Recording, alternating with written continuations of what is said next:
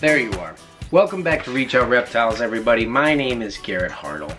If you haven't been here already, one thing you should know about Reach Out Reptiles is that we specialize exclusively in the breeding and selling and trying to perfect lines of dwarf and superdwarf reticulated pythons, whether that's pure locality stuff, different crazy morphs. We're basically trying to create a reticulated python because of all the amazing attributes of this species that can be kept theoretically by everybody. In some ways we're there, in other ways we've got a long way to go. One thing right out the gate that I hear all the time when I bring up superdwarfs with people is just a ton of different misconceptions about them. This is going to be a short video, but I'm asking for a lot of participation, guys, because you can really help me out with this. It's hard for me to see what's going on the other side of this screen in your head, and those are the things that I really want to speak to. So please comment below on this video and answer one of these two ways. First, you can list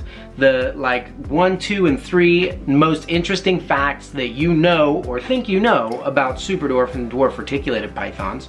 Or number 2, you could comment below and list a misconception that you know you've heard so that I can address it properly. Now, like a lot of lies in this world, many of these things are somewhat based in truth in one way or another, but I think a lot of times the way they're presented really give us a inaccurate view of what these animals really are, so that you can get to know them better for yourself. So to get you started, a few of the misconceptions that I've already heard or hear all the time, for example, the big retech world always seems to tell me that superdwarves are too flighty or too bitey compared to mainland retics to be able to actually make a good pet. That the size they attain as an adult is more due to food. In other words, if you starve a retic, that's how you get a dwarf or a superdwarf retic. The dwarf and superdwarfs have completely unpredictable size, that because there's a range in sizes that they represent, you never know what you're gonna get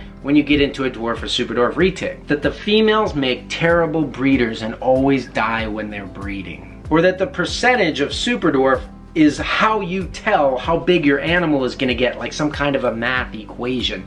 A 50% superdwarf will get this big, a 75% superdwarf will get this big. Or how about to get that 50% superdwarf, it doesn't matter whether it's male to female or female to male. In other words, you can take a 6-foot male superdwarf and breed it to an 18-foot female mainland and get 50% superdwarfs that will end up being the same size as adults than if you had taken a female superdwarf and bred it to a mainland morph male.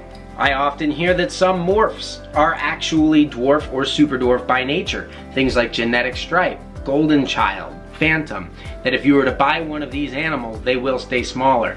Or on the other hand, that certain morphs will never make a small snake, like tiger or amelanistic. But probably the biggest and most common misconception I see all the time as a dwarf and superdwarf breeder is that somebody buys a snake that's really old and really small, so they has to be therefore some sort of dwarf or superdwarf.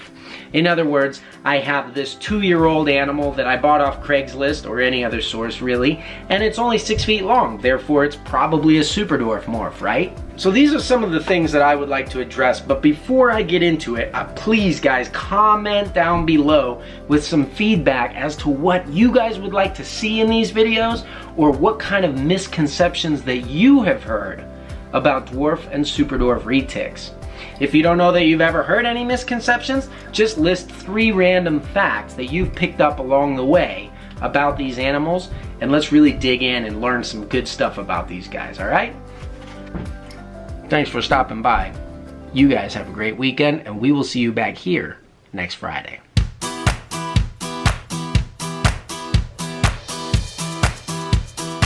Just the greatest thing ever, right? I mean, am I right? You can comment that down below too. Yeah, you're the greatest thing ever.